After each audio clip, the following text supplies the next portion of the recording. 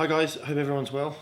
I want to do some videos today on some things that are slightly different to what I've put out before. And I'm going to start talking a little bit more about my own drug use and to try to be a little bit more informative to help educate you about the decisions you're going to make in reference to what you potentially might use. So obviously everything that I'm going to talk about is completely hypothetical. And I'm talking about what I hypothetically ran for my first cycle. Of late, I get a lot of emails and questions from guys that are considering starting their first course of anabolic steroids, and they're confused with what to start with. Reason being that they're possibly surrounded by guys in gyms that are using more than they should be, and then it's kind of confusing them to think, well, surely I should be kind of using the same thing as them because I'm kind of online with them physique-wise. But what you have to remember is that most people you'll see in the gym are probably over-relying on anabolic steroids, and that they're not fully maximising their potential by ensuring that their diet and their training is where it needs to be to get the most out of what they're doing. And when people use things like that, the only way for them to improve is then to take more anabolic steroids, because they're not actually paying attention to the other aspects that are going to contribute to progressing their physique. So let's take the scenario in which your training and your diet is exactly where it needs to be. Before you consider taking steroids, this is paramount, because as I said, you're simply not going to make the progress that you could. So by ensuring that your diet and your training is where it needs to be, that's going to maximize progress more than anything. So completely max out your growing naturally through really good diet, really good training. This could take you 2 or 3 years to do that. It could even take longer. It depends how hard you train.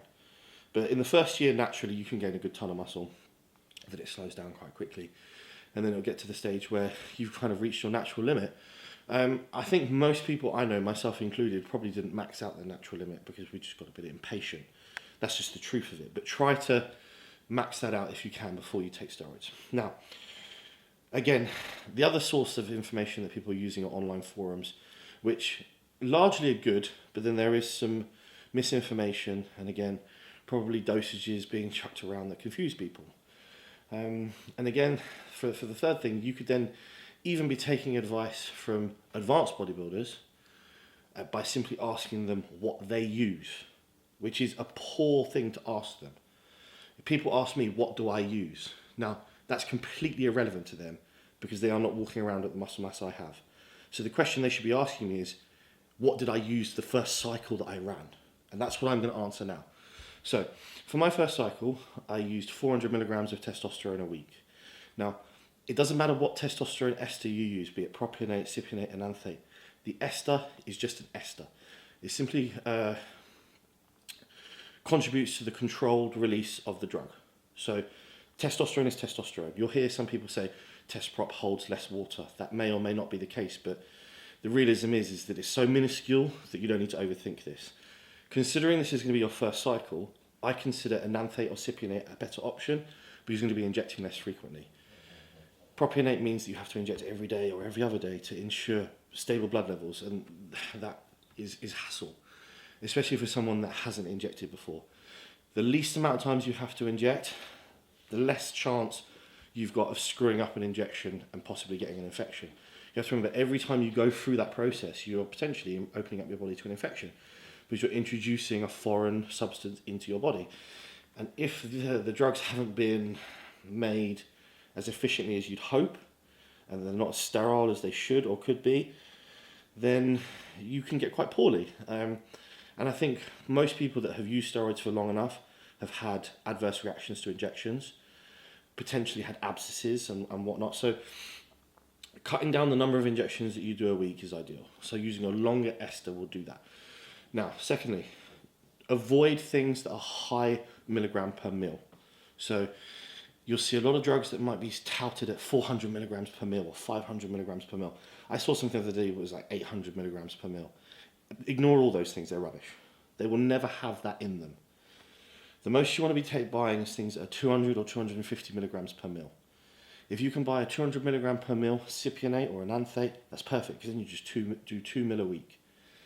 Now, to keep that kind of drug stable, you would do 1 ml shots on, say, a Monday and a Thursday. This keeps it really simple. This is what I did on my first cycle. Did 1 ml on a Monday, 1 ml on a Thursday.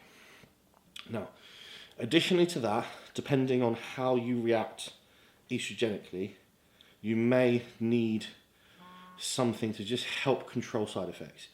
For my first cycle, I didn't use anything because I didn't get any side effects whatsoever. I didn't show any signs of gyno. I didn't show any signs of water retention. So for me, it simply wasn't an issue. However, some people still will be extremely sensitive to 400 milligrams. If that's the case, then you need to look into ancillary products to make sure that your estrogen levels don't get too far out of range, because that's not ideal. That's going to start to cause you issues.